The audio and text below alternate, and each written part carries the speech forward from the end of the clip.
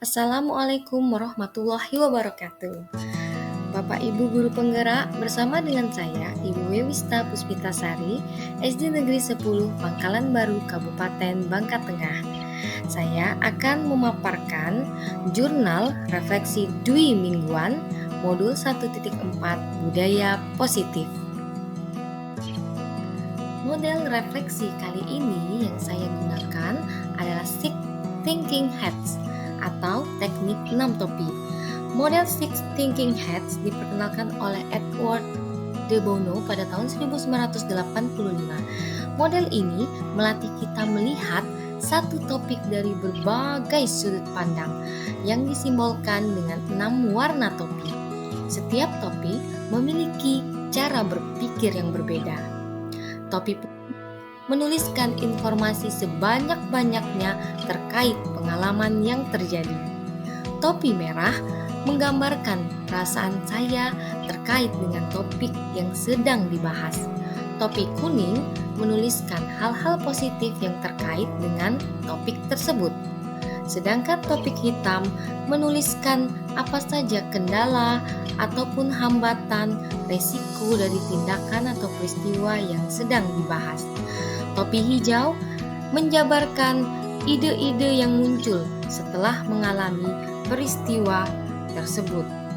Topi biru, saya menarik kesimpulan dan membandingkan dengan tujuan yang telah ditetapkan sebelumnya. Informasi terkait pengalaman pada topi putih Sabtu 30 September 2023 sampai 3 Oktober 2023 mulai dari diri dan eksplorasi konsep mandiri. Pada kegiatan ini, saya mengaktifkan pengetahuan awal tentang konsep pendidikan Tiada Dewantara dihubungkan dengan konsep budaya dan lingkungan positif yang ada di sekolah.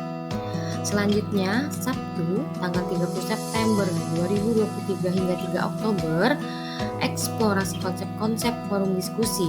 Pada kegiatan ini, saya berdiskusi dan mengenal perubahan paradigma, konsep disiplin positif dan motivasi, keyakinan kelas, pemenuhan kebutuhan dasar, 5 posisi kontrol, dan segitiga restitusi.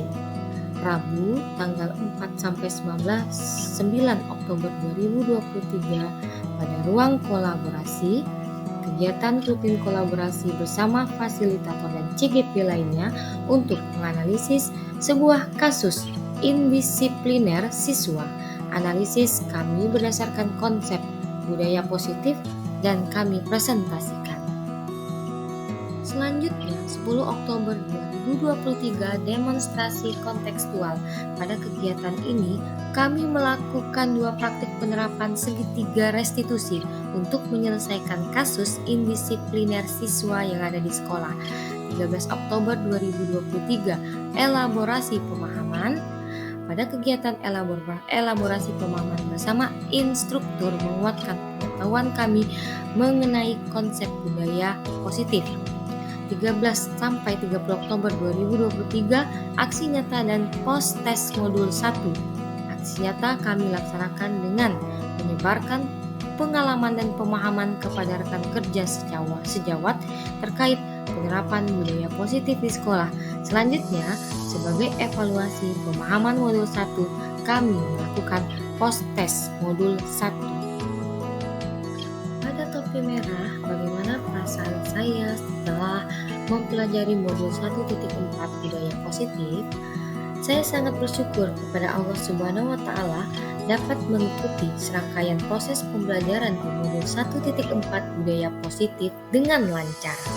Saya juga merasa sangat senang karena banyak sekali mendapat ilmu baru tentang cara menangani masalah di sekolah yang disebut dalam ini dengan budaya positif.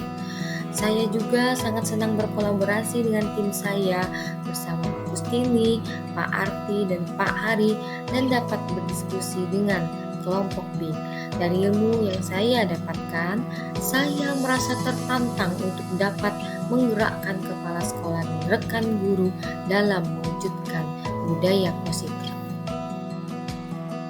Pada topik kuning, hal-hal positif dan manfaat yang saya dapatkan setelah mempelajari modul 1.4 budaya positif. saya belajar dan memahami bagaimana membuat keyakinan kelas atau sekolah yang dapat membangun budaya positif yang berpihak pada murid, serta bagaimana peran dan posisi kontrol saya sebagai guru, yakni sebagai manajer dalam menangani permasalahan siswa dengan penerapan segitiga restitusi. Saya juga dapat mengenali kekuatan dan kelemahan sebagai pendidik melalui refleksi dan pembiasaan tentang budaya dan lingkungan positif di sekolah yang akan memunculkan rasa aman dan nyaman bagi peserta didik maupun seluruh warga sekolah.